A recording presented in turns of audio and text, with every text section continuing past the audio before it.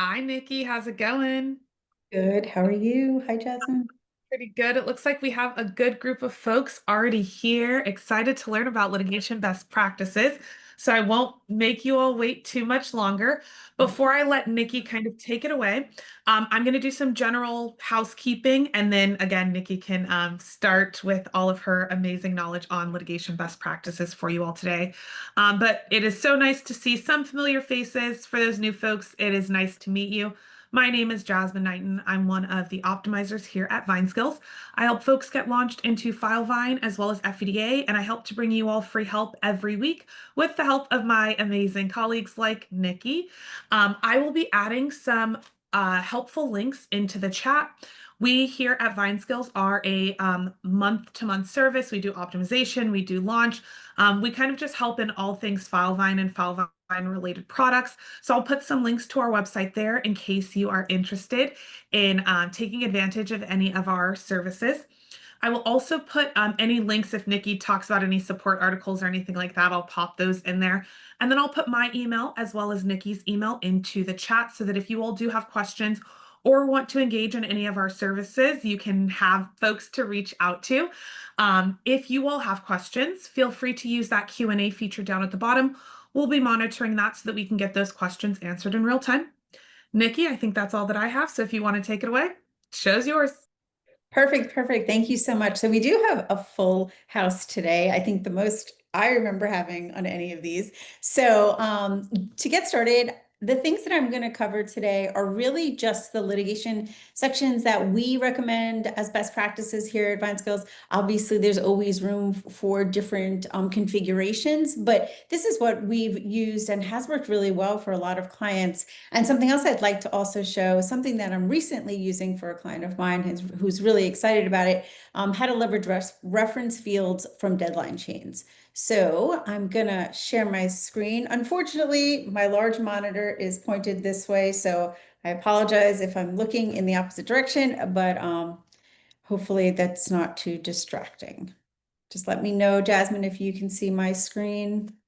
Good, great. Okay, so what we have here is the litigation section. You can see my table of contents right up here, so I can use that to pop to different sections throughout this static section that I have built out here. So I'm going to kind of walk through this. If there's any questions, Jasmine, you can stop me. I'm happy to engage in conversation throughout this. So if you have questions, feel free to pop those in. The first thing you're going to notice here is what I just talked about, those reference fields. And I'm going to dig into that a little bit more after running through this section to show you how we're utilizing that in this build here. So traditionally, we've used this date field to track the suit file date.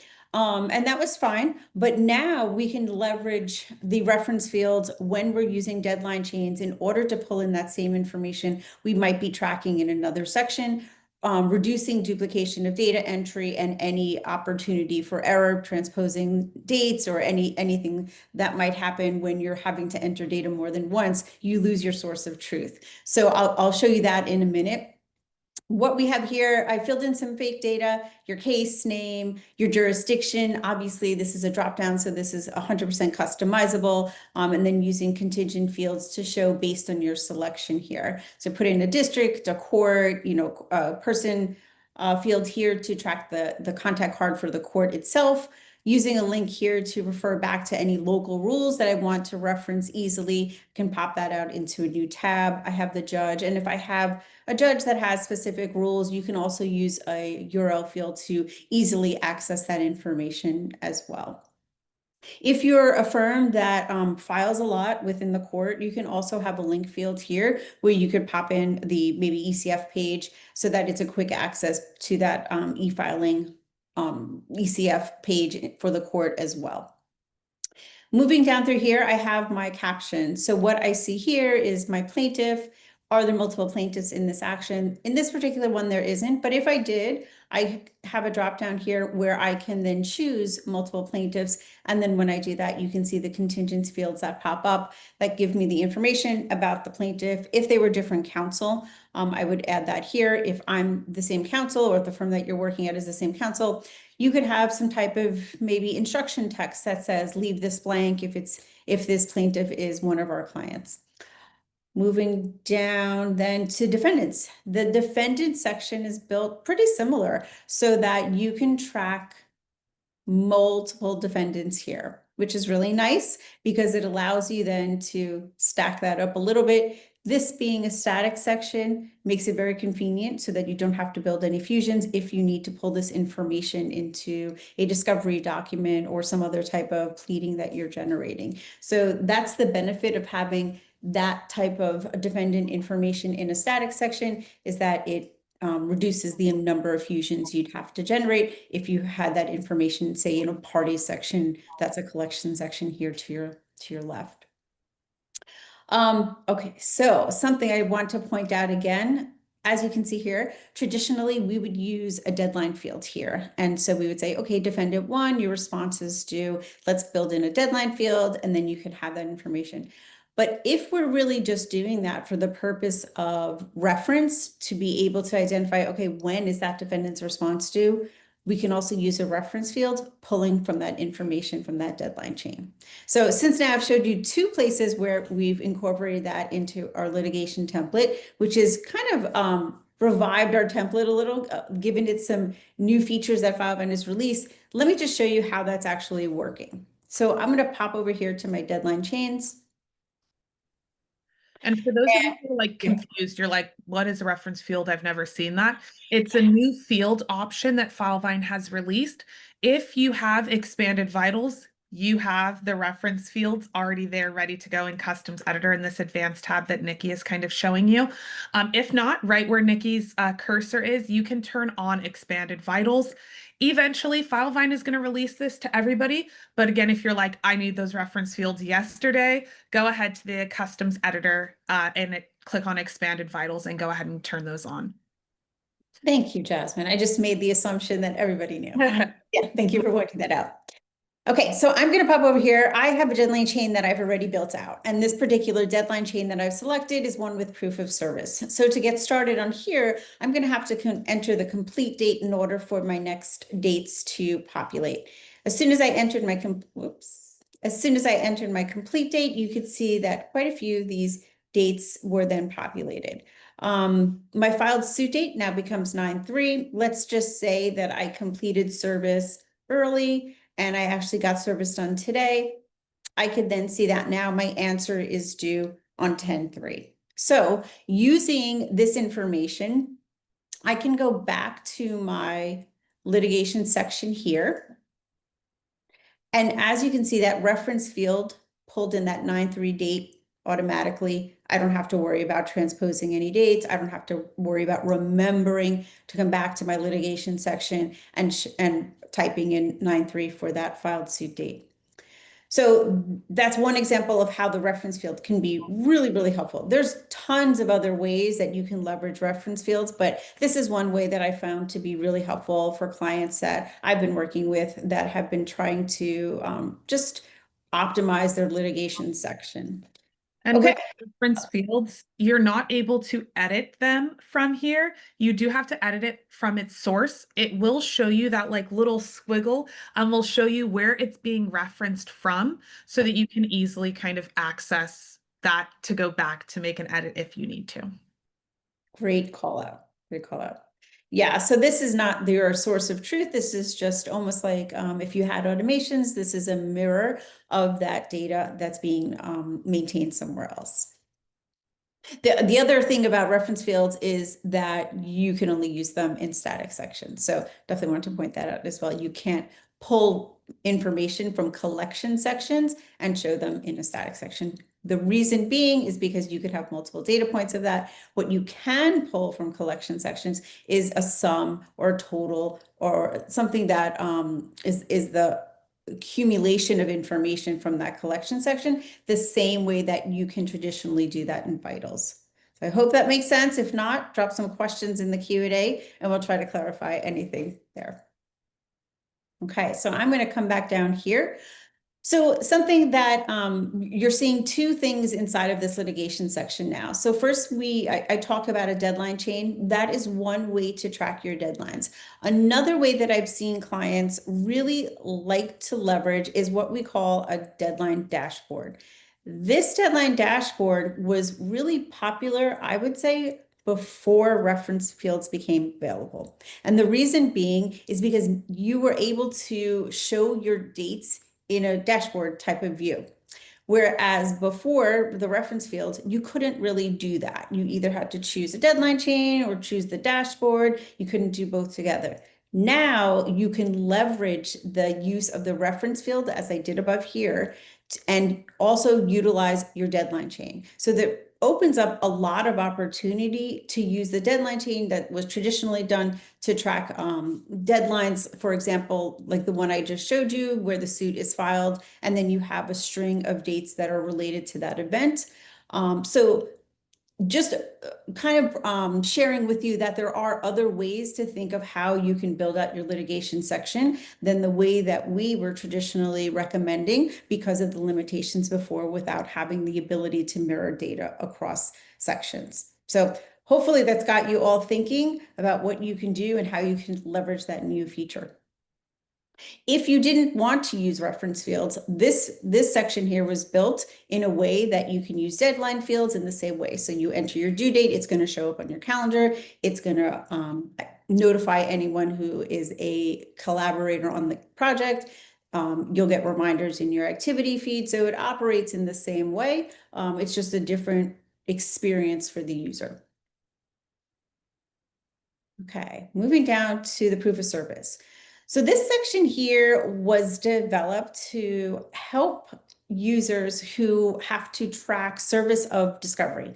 We don't need affidavits of service for e-filing.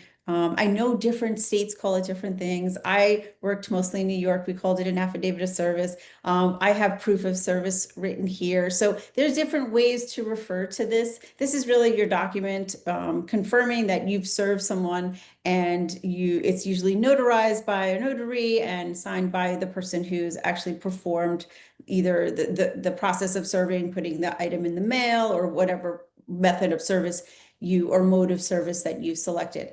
So the idea behind this, and I don't want to get this too complicated, but the idea behind this is that if you have multiple attorneys who work at a law firm, instead of having person fields for each one of those attorneys at the law firm, you can manually enter your information here. So the example would be, let's say Jasmine is my first attorney,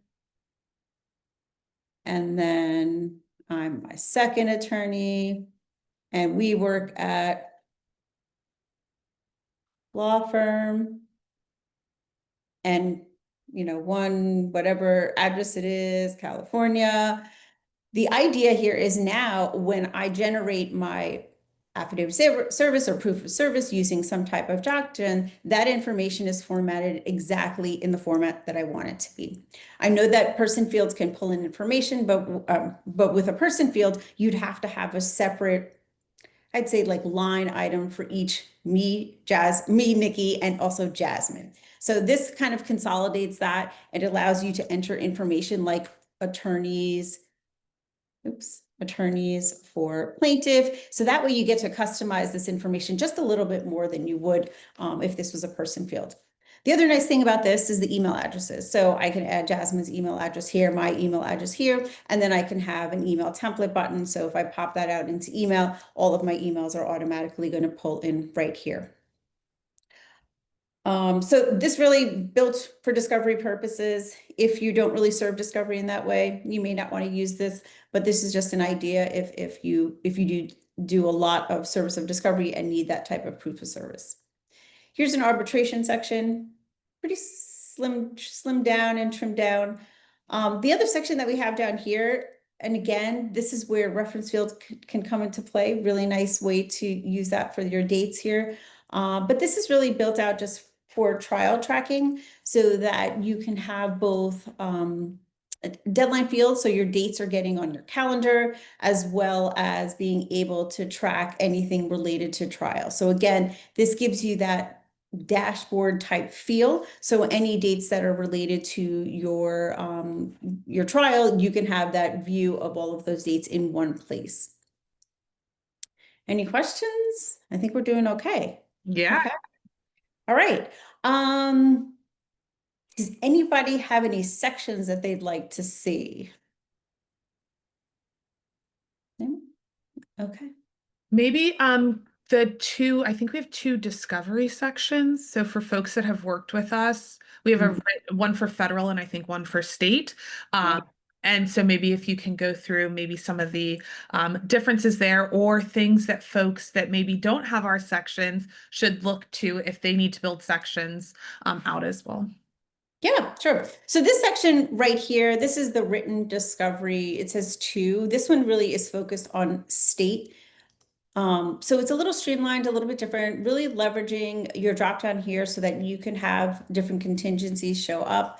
The idea behind this is that wanting to be able to track your set, meaning was this your first, your second, amended, supplemental version of your discovery that was either served by your defendant or served by the plaintiff. So this is really nice because you can then also move down into tracking extension. So for example, if your defendant requested an extension, you could track the number of extension, how many days, and this is a nice way to keep track of that information. I know a lot of times clients will ask for those things, but normally it's difficult to keep track of how many you've actually agreed to and what are those deadlines associated with them.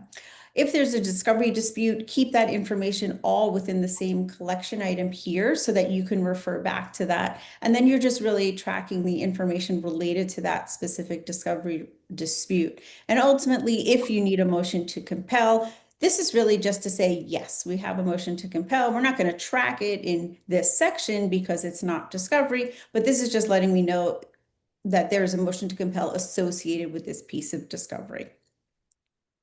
So you can see that we've added in helpful instruction text to help guide users, right? Especially for new folks, things like this are super helpful. For folks that have never been in Filevine, and you're like, we usually just dump all of our documents into one place. Why are we kind of writing these things out? These are ways to help you get more acclimated to the way that Filevine works and the way that you should be using it to get the most out of the system. You can also, excuse me, use buttons. So for instance, if you have this motion to compel and you select yes, you can have a button that would take you to the pleadings section or the pleadings and motion section or whichever section that you're using to track that info in. If your build is a little bit different than ours, same thing above, there's a reminder for you to make sure that you go in and update the deadline section. If there is, I think it was like an extension or something like that. Yeah. So you would want to make sure that you go in and update that. Again, you can have a button that easily takes folks to those sections to be able to track some of this. But the design and thought process behind a lot of these sections is not only A, ease of use for you all, right, and being able to easily bring these things into documents, but B, also so that you can get the most out of Filevine and have kind of everything in one location, the ability to like add documents that are directly associated with these items so that you're not having to sort through tons of discovery items to figure out which one is connected to this specific item. Yeah. And another great call out here is these document upload buttons. If you're not already leveraging the ability to automatically folder documents from using this type of document upload field, or even tagging documents, you should definitely think about how you can go back into the back end of Customs Editor and assign tags if that's helpful. Tags are great for filtering, great for reporting. So you can easily go back into your doc section and say, let me just look for all the defendant discovery and easily filter on that based on a tag that's been applied just by adding your document in this section. So that automatic process is really nice. It reduces manual tasks of having to remember that I have to go back to the doc section. I have to tag this document. So that just increases your efficiency while working inside of Filevine. Yeah. Nikki, there's a couple of questions. Yeah. How do you enter the, I think it's the like circle with the cross sign. I think it's down at the, when you selected, it was a dispute and then the motion to compel. This That, one? yeah, I think so. Oh, let me show you. So if we go into, let's go in here, where am I written discovery? Not that one. So really, you just need to right click. So when you're in instruction text, if you, that's a different one. Motion, yeah, there.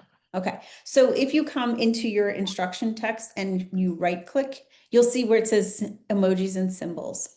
And then from there, there's a list of emojis and symbols that you can select. So this is really great because it calls your eye to text and information. And I think it helps make your instruction text stand out a little bit more than if it's just written text.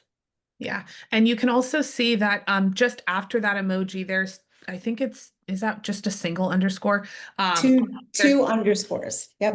make it bold. Thank you. I will include in the chat a link to Filevine's support page because those formatting options you can utilize in the instruction text to again draw attention as well. Um, and then another question, Nikki, can you show how to handle settlement/award disbursements, cost of liens or cost and liens on PI cases? Settlement, let's look at that again. So can you show how to handle settlement or award disbursements, cost and liens on PI cases? So in Filevine, your cost and your liens are going to be tracked in respective sections for those items. So liens, cost might be expenses, depending on if you use like QuickBooks Connect or otherwise. But you would track those two items there. We have a specific settlement section that tracks the awards and disbursements in that section. That can vary. And Nikki, I'm not sure if we have any in the litigation best practices one. We don't. So this is really just focused on the litigation sections. Yeah. So we have some in like our PI template where you can do either a set settlement, right? Or a static settlement section, I should say, where you can track up to 3 settlements. That's just in our template. You could also do it in a negotiations and settlements collection section. Some folks, like to do that. As far as the actual disbursement sheet or award sheet or settlement statement, whatever you call it. We typically recommend doing those in Outlaw. Filevine released the ability for everybody to have their settlement statement be generated from that platform. So if you're like, hey, I need that, contact us. We'll do the setup and training for you. It's about $500. Unless you would like a custom template, then we can kind of chat about what you're looking for and pricing for that. But that's typically the best way to bring that in. The other way that you could bring it in, if you're like, hey, don't want to have to do that, you can use a fusion. So that would be running a report on your liens section, that cost section, and then the settlement section as well, regardless if it's the collection or not, and then fusing those together to create an actual settlement statement. If that's your preferred route, and you're like, I need help doing a fusion, you can also reach out to us. We can help with that. If not, we have some videos on our website of how to do fusions. It might not be directly connected to settlements, but we do have some on the settlement statement in Outlaw as well. So if you want to get an idea of what it looks like before you pull the trigger, you can definitely do that on our website. Hopefully that answered your question. If not, if you could give a, hey, here's what I really wanted. You didn't answer it at all. Feel free there. Did we have any more or Nope, that's all. That's all? Okay. Okay, great. All right. So, let's see. Why don't we take a look at the appeal section? The appeal section in appellate filings is a newer sections that we've added to our litigation. Not all clients will practice in appellate court, but just to show you what we've done here, some really nice features to track the date the appeal was entered, lower court information, the case appeal number, the party filing, the nature of that particular appeal, and then moving into oral arguments as well as your final decision. I think, again, leveraging a lot of the tools that we're showing you in the other sections, we could leverage the reference fields for these dates here, like the date that notice of appeal was filed, and then also leveraging your document upload field so that we're categorizing them by using tags and also foldering them so that they go in maybe to an appellate folder that you have in your appeal section. Okay. The appellate filing, go ahead. Were you gonna say something? I was just going to suggest another thing to go over, but I'll wait till after this appellate filings.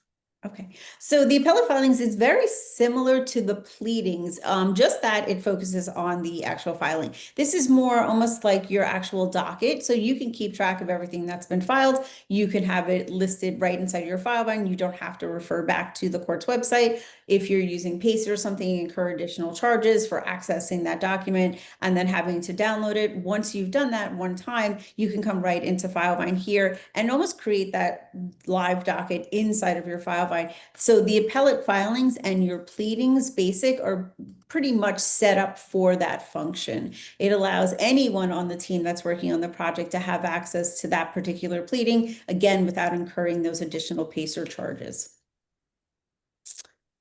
What were you gonna say, Jasmine? Any helpful like tags or phases that folks should consider as they go into litigation? Yes, so glad you brought that up. So I have something I can cover that covers AI. Do you think that's a good idea? Should we do Yeah, that? I think a lot of folks are leveraging AI. For those of you that are not, we can maybe give you some workarounds for that, or maybe it'll convince you to get on the AI train and might be beneficial for you all. Okay, so what I'm gonna do to do that, I'm just gonna hide my litigation section. I'm gonna run through a scenario here. So I'm gonna refresh real quick. Let's just say I am in pre-lit. I'm assuming this is a PI case, by the way. Let's just say I'm in pre-lit. I'm in my case summary section. I have added a litigation submission and review section because I want to be able to monitor how many cases are moving from pre-lit to lit, and I want to have a real process in order to do that. So I'm going to come over here to my litigation review submission section. I can enter the date that it was review was requested. Let's just say the review is completed the same day, and my final decision on that is accepted. So once I've hit accepted, I have some notes here that say go to manage your sections at the bottom left corner. I'm going to turn on back on my litigation section, and then I'm going to move my phase to litigation. So those are the instructions there, but when I click here, you can see that my litigation phases are litigation review, and then it goes right into litigation mediation. I'm going to toggle on, I'm just showing you that so that you have a reference point. I'm going to toggle on my litigation section now. Just make sure this is saved. Toggle my litigation section back on because now I've accepted this case for litigation. I've changed that to accepted. I need my litigation section turned on. I'm going to refresh real quick. And what you'll see now is that I have a new phase that's become visible, litigation discovery. And what I've done here is I've leveraged the AI inside of Filevine to not allow me to change the phase unless I've met a specific criteria. And that criteria was based on me selecting that I've accepted this project for litigation. So I'm going to show you how to do that. So if I come back here into Customs Editor, I'm going to come over here to phases. In order to set that up, I'm going to come to the phase where I want to apply that validation. And I'm telling this phase to say that when I'm in litigation discovery, only show this phase when I have the litigation section turned on. That's why I had to turn that section on before I could see it. And the second validation is that when I move this litigation, when I try to move the phase to litigation discovery, only do that when the summary section equals accepted. So it reviewed that information and it wouldn't let me, or it wouldn't even let me see that phase until I actually had completed turning the litigation section on and then accepting that case for litigation.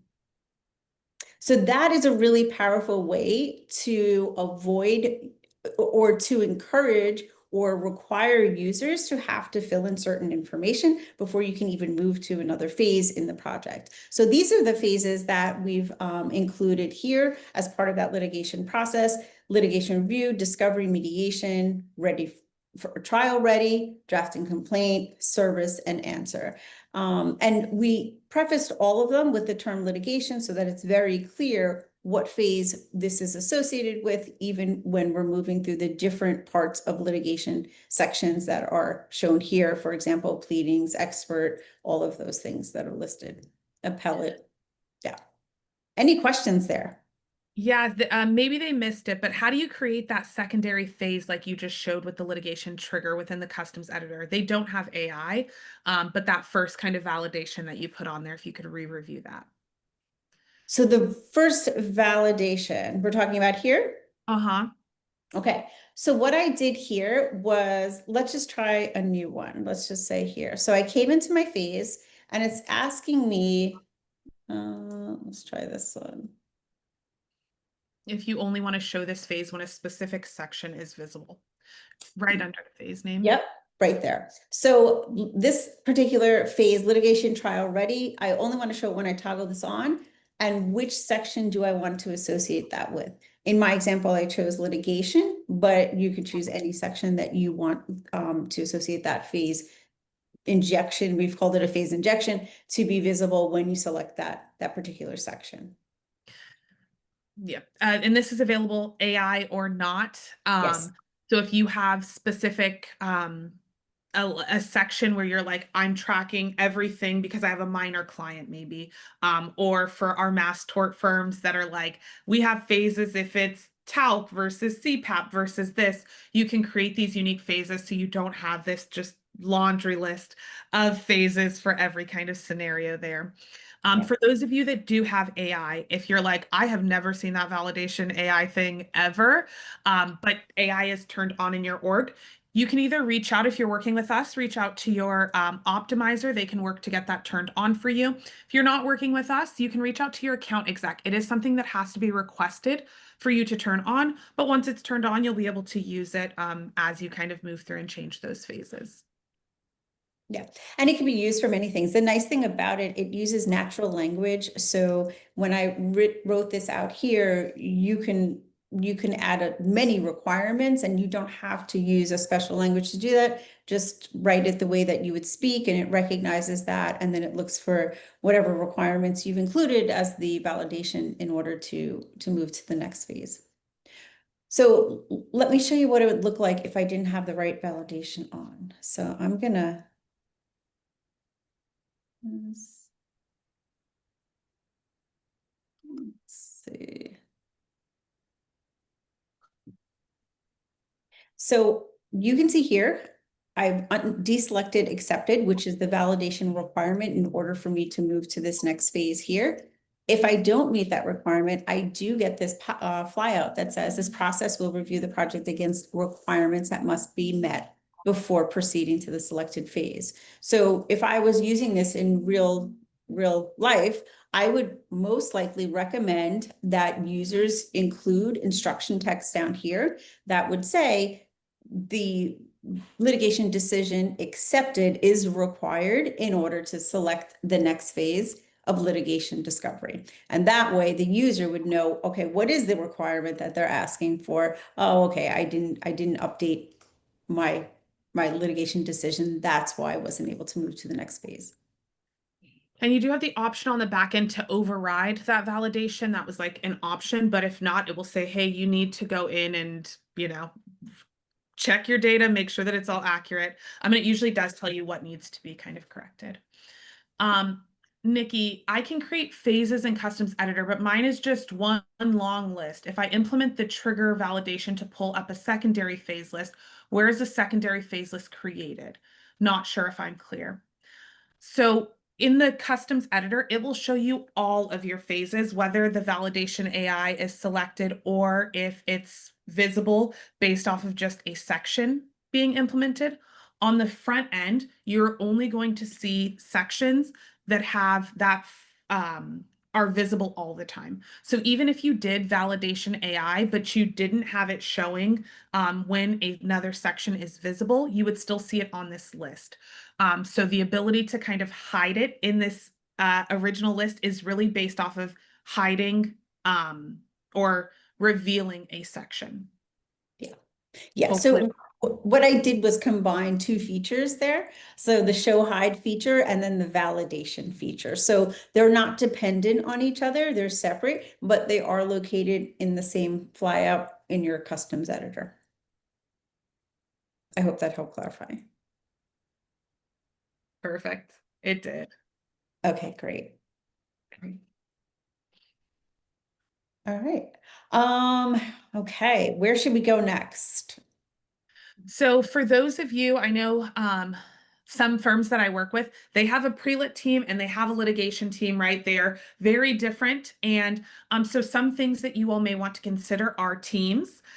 You can bring in your litigation team once this goes to litigation, as Nikki's kind of showing here. You would create these teams, or your admins would create these teams at a setup level. And then from there, you can kind of add in additional. So for those of you that are admins, you can go to that invite. You can type in the team name. So we have this litigation team. This is going to add in all of the folks that are part of that litigation team. It is going to make them a specific role if you've selected that. And it will also subscribe them again based off of what you've selected when you set that team up. That way you don't have to have everybody included from the start of the project. You can really add them in once they actually need to get their hands dirty and kind of get into the project. Yep. Additionally, there are vitals. Now, we mentioned reference fields, and if you turn those on, you're also turning on these expanded vitals. These vitals, or the new vitals, I guess, if you turn those on, you'll have the ability to add up to 100 items. That sounds like a lot, but each user is still only going to be able to see 15, but users will get to choose which 15 from that list that they want to see. So again, pre-lit has far different cares or concerns than your litigation team. So you might want to add in these vitals like the suit file date. That might be important to your litigation team to kind of just be able to see. Again, maybe not as important to the pre-lit team. So this allows you to pick and choose, or for users to pick and choose which of those key items that they see. Yeah. So the nice thing then, I can come to my configure right here. And if I'm on that litigation team and I need to see that date, I can easily either move these around from here. If there's something here that I didn't want to see, I can use this I to hide that. It doesn't remove it from the list, it just hides it from my particular view, which is really nice because my view doesn't disrupt any other user's view. And then once I hit save, that change can be seen right here. So, Uh, go ahead, Nikki, sorry. I was just going to talk about ad hoc deadlines. I know that I mentioned while I was going through the litigation section, I talked about deadline chains, I talked about deadline fields. If there are any dates that do come up throughout your project that are not dates that you would that are standard or you would normally expect, the ad hoc deadline field is a really great way to use that. So this field, you can enter something that any date, maybe it's an order to show cause. Comes up and that's not something you expected to happen in your particular case, you enter that due date here. The reminder schedule that this this ad hoc deadline field is going to use is going to be the default reminder schedule in your org. So just so that you know that you don't have a way to customize or away from this view to customize what that default looks like.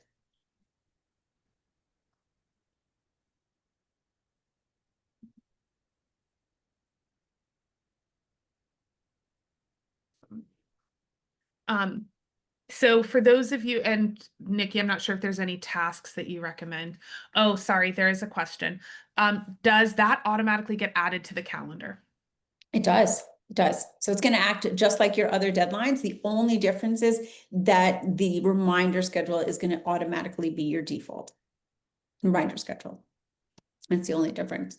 Tasks, that's a really good question. So I have a client that I work with and we're working on their litigation section right now and they asked the same thing and it's really interesting. The one thing that there's not a ton of tasks. The one thing I would recommend though is I would recommend definitely having some type of litigation review process so that it's very clear to your team when that project is moving from pre-lit to litigation. And I think at that point, whoever is making updating this down here, there should be some type of instruction that says when you move that phase to litigation review, or maybe it's moving it to the next phase beyond litigation review, that someone gets a task to update the team. I definitely would recommend leveraging teams, especially litigation teams, as you move from pre-lit to lit. Usually it's not the same team members that are going to be working that project in the beginning of that pre-lit phase, as well as in that litigation phase.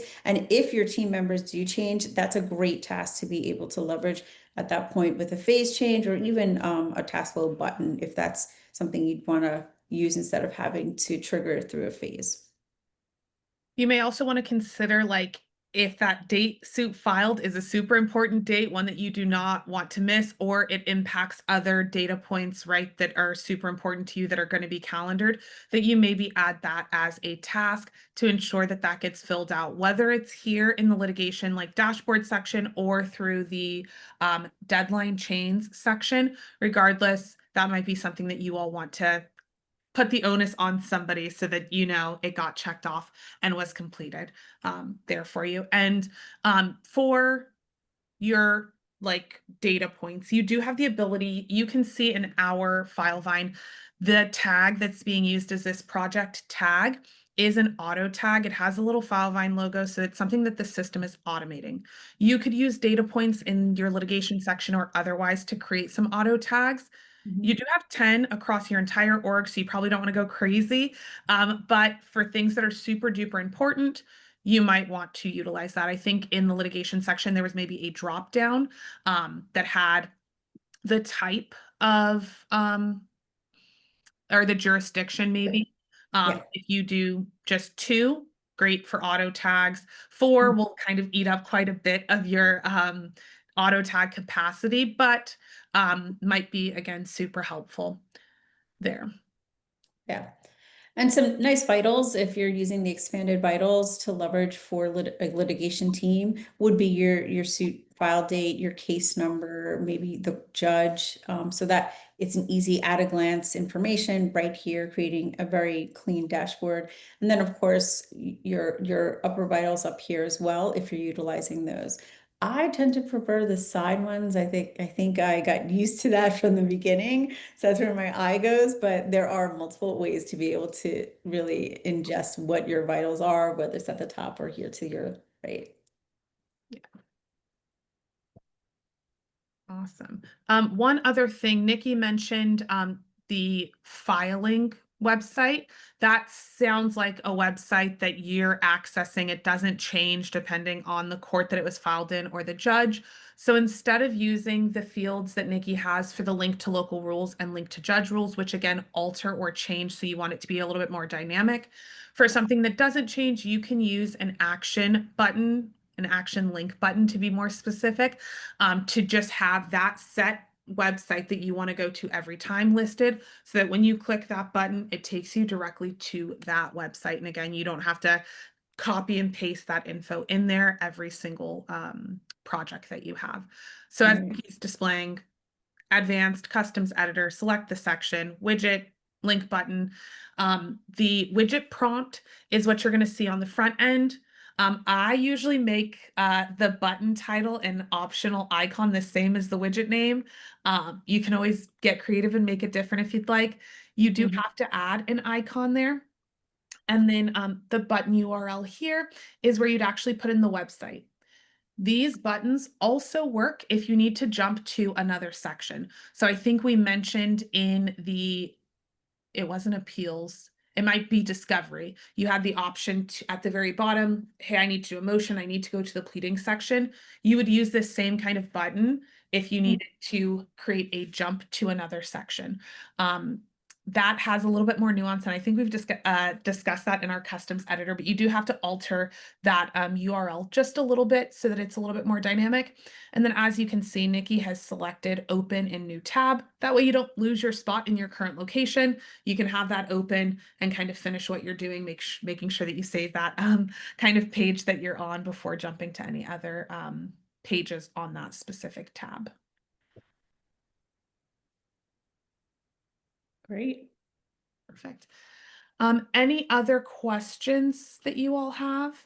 or Nikki, any other tips and tricks that you've seen from firms that you've worked with that do heavy litigation? Nikki does a lot of optimization work with some of our clients, making sure that they kind of have everything that they need as they kind of continue to utilize Filevine. So not sure if there's anything that you've seen there that might help folks out. I think the thing that I'm seeing the most being leveraged right now is understanding how to use the client portal. So that when we get to this stage in litigation, it's easy communication, starting from the very beginning, but then continuing, transitioning into litigation. The firm that I was referencing before hadn't been using the client portal, and now they're really getting into that, and that it's a great way for them to communicate easily with their client, share documents, and it's an ease of communication that wasn't available before. So if you're not leveraging the client portal, I definitely would recommend taking a look at that and setting that up for your clients and for yourself. Awesome. Yeah. Thank you so much. While we wait for a few more questions, if you all are new to Filevine and you're like, would love this as a starting point template, feel free to reach out to us. We can work with you on launch kind of services, walk you through what we offer. If you're like, I've been using Filevine and I need these sections, or I need help revamping the sections that I've created, feel free again to reach out. Our email addresses are just our first name at vineskills.com. Excuse me. If you reach out to us, we'll get you connected to an optimizer. Now, for those of you that have been in Filevine and you're like, we know we need help, but we have no idea where to start, we can help you there too. We offer free audits. So our team will go through your current system. They'll run some reports to kind of give you an idea of how you can better utilize Filevine, which ways that you can alter your current build to be more beneficial for you and everybody else using Filevine. And then we can kind of discuss timeline and cost to get those items implemented. We are kind of here to help you all in any way possible, make sure that Filevine is in a great state for you. Filevine is one of those platforms that's going to continue to grow with you. So never in its final state. They're always releasing features like this reference fields that allow you to kind of adjust your template to better fit your needs. For those of you that are like, I wish Filevine did this, or I wish I was able to do this in Filevine, we highly recommend to go ahead and tell Filevine that. That way they can actually put those things into practice. I'm going to share my screen. All of you that have access to Filevine should be able here to see this little question mark. This will allow you at the very top to share your feedback. You can either start typing what you'd like to see. One that I see a lot is customs editor. They want the ability to like drag and drop. So you can start typing that in and it will show you. So preview mode, that sounds like something I want. I can click, I want this, and it logs it in for Filevine to know that like, yes, I would like this. Subscribed will give you updates. Filevine will send you updates if they do release something there. The other thing that you can do when you're sharing your feedback is open up the portal, and this is going to show you the ability to submit a request, or you can click this dashboard. It's going to show you some suggestions that other folks have had. So great, I want that as well. And you can continue kind of logging in. I've honestly never seen this status bar here before. The more people that want this, I'm guessing the higher priority it is. So this is a nice visual to, if you send out something, send it to everybody in your office and be like, upvote this. This is something that we need in the system. So that's a really great resource if you all have not used them. Another great resource here in the little question mark is Filevine University. For those of you that haven't taken advantage of that, there are some items there that you can kind of dive into. And then you'll also be able to see what's new in Filevine. So any new updates that they've made, the client portal notifications are getting a new look. That's coming down the pipeline. Automatic invoice notifications and refunds are available. And then you can also join beta releases. So these are all of the things that are in beta. Again, not necessarily rolled out to all of Filevine, but you do have the option to join in here if you'd like. And then the last thing that's kind of in here, that's newer is this doc utility. So for those of you that are like, I do a ton of Excel documents in Filevine, or even if you don't do a ton and you just do a few, and you're like, it would be great if I could, not have to download it, make edits, and then re-upload this doc utility is going to be your best friend. Once you download this onto your computer, and it's available for admins. Right now, you can then send it to your other users to download. But once you download this, it will allow you to open up doc types other than just Word and PDF and make an edit and be able to save it directly back into Filevine. For those of you that work with us, if you have the admin project and you're a newer client, those videos are in there. If you're an older client and you're like, I need those videos, go ahead and request for a new video kind of upload there, and we can get those added in so that you all can see that. For those of you that haven't started working with us, that's something that you can definitely look forward to.